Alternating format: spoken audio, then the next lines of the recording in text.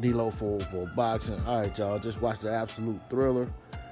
Christian Mbilli versus Carlos Gongora.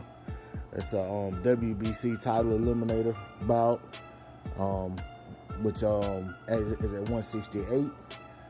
Mbilli came out early and kind of took the fight to Gongora. This is a fight in which both of these guys coming in, hot. These guys they're in the position they're in for a reason. Gongora, very dangerous fighter, had action at coming in, stopping Mbilli. Mbilli, dangerous fighter, had action coming in, stopping Gongora. And just a fight that was very anticipated, stylistically, looked like the guys matched up well. And it wasn't to be a disappointment. To me, Mbilli, going in, I knew, Mbilli had the better skill set in terms of variety of ways in which he approaches fights and different things he employs during the course of a fight. Whereas Gongora is more of a wear you down type of guy, relentless, won't stop coming, T1000 type guy. To quote Trey X, shout out to Trey X from Marlowe's corner over there. So, great stylistic matchup. But back to what I was saying earlier. Mbilli came out early, showed his fast hands, showed his combinations, brought the fight to Gongora. And at the same time, with him being so relentless and coming with so much pressure, trying to jump on Gongora, who typically starts slow, he was walking into some shots and getting caught with an uppercut with relative ease. And it looked like Mbilli had it in his mind that he was going to get a stoppage early in the fight. And then it seems as the fight wore on, he settled into realizing that he was going to have to fight. This guy wasn't going to fold, he wasn't going to shrink, he wasn't going to stop coming, and he was going to have to earn his win. Gongora, like I said, he was landing that uppercut.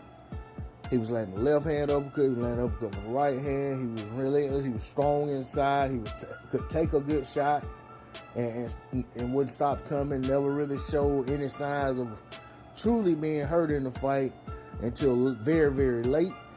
But he hurt Mbilli several times. Mbilli had to dig deep. This fight did not have any knockdowns. It was both guys toe-to-toe action, but with some skills and some defense involved as well. And it was a battle of attrition. Who could take, who shot the best, who could avoid shots when they had to, and who could recover from a big shot, because both guys were hit with big shots during the course of this fight. Like I said, from the eye test, it looked like Mbilli was getting the worst of the exchanges when it comes to the big shots. But from a volume standpoint, it seems like just on the outside looking in, it looked like Mbilli was landing 5 to every one big shot from Gongora. But it seemed like Gongora's big shots were having more of an effect. But ultimately, late in the 10th round, this was a 10th round fight, which is kind of odd for a title eliminator. Most of the time they're 12 rounders, but this was a 10 rounder. And Mbilli really started pouring it on, and there was a point with probably about 20 seconds left in the 10th round where the ref looked like he was very close to jumping in and waving it off. I mean, Mbilli was landing unanswered shot after unanswered shot, and they were big shots. And then right as the ref was about to look like he was about to jump in there, Gongora fired off some shots to kind of back Mbilli off of him. So, but as far as the action goes, I mean, it was a very exciting, fan-friendly fight. I thoroughly enjoyed the fight. It was everything I thought it was going to be, other than there were no knockdowns. And Mbilli ended up winning this fight by unanimous decision. I think it was like 98 to 92, 99, 91, and 97, 93, I do believe, on the scorecards. But the rounds were some close rounds in there, here and there. The scorecards, they're wide, but I don't think they were